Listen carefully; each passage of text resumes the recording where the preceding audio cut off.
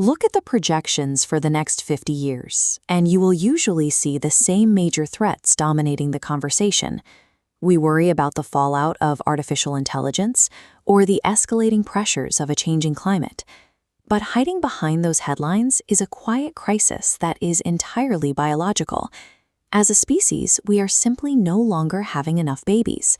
For generations, a rapidly growing population was a basic assumption of modern history. Today, that data line has reversed course, with birth rates in many regions dropping below what is needed to maintain a stable population. This decline is widespread.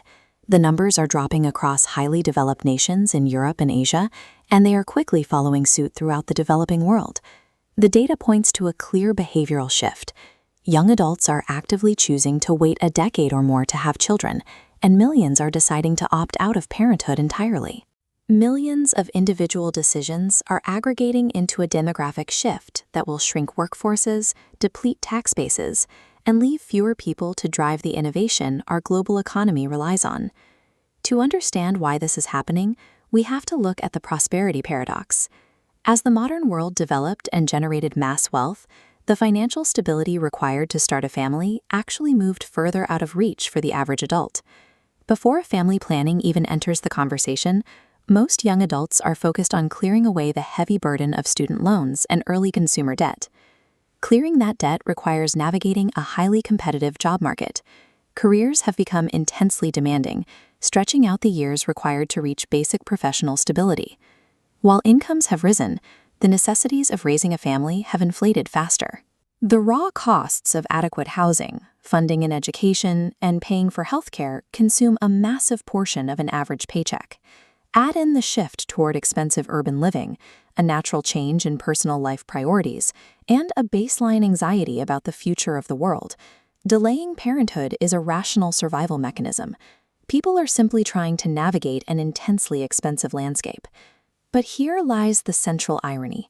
While delaying children makes financial sense for the individual, millions of people making that same choice create a gap between the number of people leaving the workforce and those entering it that no modern economy is currently built to bridge. This demographic pyramid represents how modern economies were built. For decades, a massive foundation of young workers easily supported a smaller group of retirees. As birth rates fall, that base actively erodes. Simultaneously, as people live longer, the top expands, causing the entire societal structure to invert. The immediate result of this top-heavy structure is a shrinking labor pool. We are already seeing shortages of young workers across major industries, like healthcare, construction, and technology.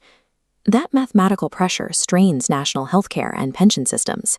A shrinking tax base of young workers is forced to financially support a rapidly expanding population of elderly citizens. Without a steady influx of young, dynamic workers entering the market, the pace of innovation slows and overall economic growth begins to stall. This structural inversion is happening now. Governments are currently scrambling to figure out how to keep their economies afloat as the foundation of the pyramid disappears. The shockwaves bleed into everything else. A shrinking population alters demand in housing markets, forces businesses to rewrite their long-term strategies, and drains public treasury reserves. The first measure countries take to survive is pushing for aggressive productivity improvements through automation. But while a more efficient factory can produce more with fewer people, it cannot replace the consumer demand that fuels a growth-based economy. The second tool is immigration. But as birth rates fall across the developing world as well, the global supply of young workers is tightening, making it harder for any one nation to solve its deficit by bringing people in from elsewhere.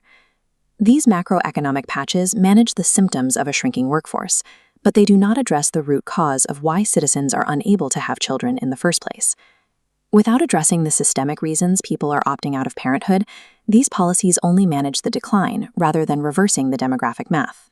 Moving the needle requires institutions and governments to implement solutions that actively remove the financial squeeze on young adults. This means specific interventions, making childcare affordable, expanding access to parental leave, and increasing the supply of housing so families actually have room to grow. Employers also play a role by implementing family-friendly policies and genuinely flexible work schedules that acknowledge the reality of raising a child. The objective of these policies is not to pressure anyone into parenthood. It is to strip away the financial barriers so that individuals have the freedom to make a choice based on their own goals. A healthy global economy relies on building a society where life decisions are driven by opportunity rather than financial stress. What do you see as the biggest barrier to having children today? Let us know your thoughts in the comments.